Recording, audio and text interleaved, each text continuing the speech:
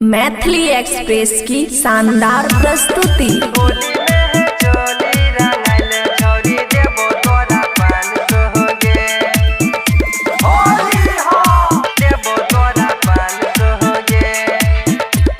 खुशी recording studio बलुआहा। हेरे रंगेल ही चली हमर रंग देभी लहंगा, तोरा बस के बात नहीं छे बारी महंगा। होली में है चोली रंगल छोड़ी देबो तोरा 500 हो गे। होली में है चोली रंगल छोड़ी देबो तोरा 500 हो गे।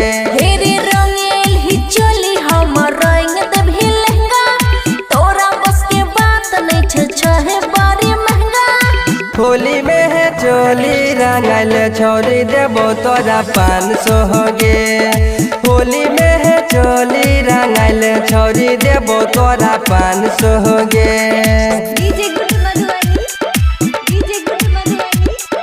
होली में है चोली रंगल छोड़ी देबो तोरा 500 हो गे। अच्छा चल हट। देबो तोरा 500 हो गे।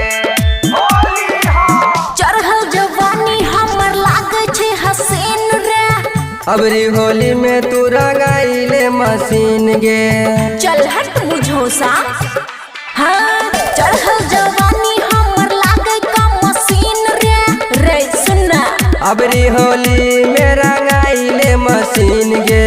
माइन जो तू बात किया करे छी ताम सुन। होली खेले छी अपन सखी सबके संग सुन। होली में चोली रंगल छोड़ी देबो तोरा 500 हो गे। चल हट। होली में चोली रंगल छोड़ी देबो तोरा 500 गे। ओहो हो अपन मुंह देखले आईना में। होली में है चोली रंगल छोड़ी देबो तोरा 500 हो गे। अरे 500 तो हिट छै। देबो तोरा 500 हो गे। राइटर सुनील किया छुए छी ही गाल रे, देख तो चंचलावा तो खींच ले तो छाल रे। बुझली, कान खोल के सुन ले। राइटर सुनील किया छुए छी ही गाल रे, देख तो चंचलावा तो खींच ले तो छाल रे। संतोष साजन किया करे छी गजब सुन, पीछा किया पड़ल छी ही राजीव रमन। होली में चोली रंगल छोड़ी देबो तोरा 500 हो गे। होली में है चोली रंगल छोड़ी देबो तोरा 500 गे। ठीके छै, दे दही 500। खुशी रिकॉर्डिंग स्टूडियो बलुआहा।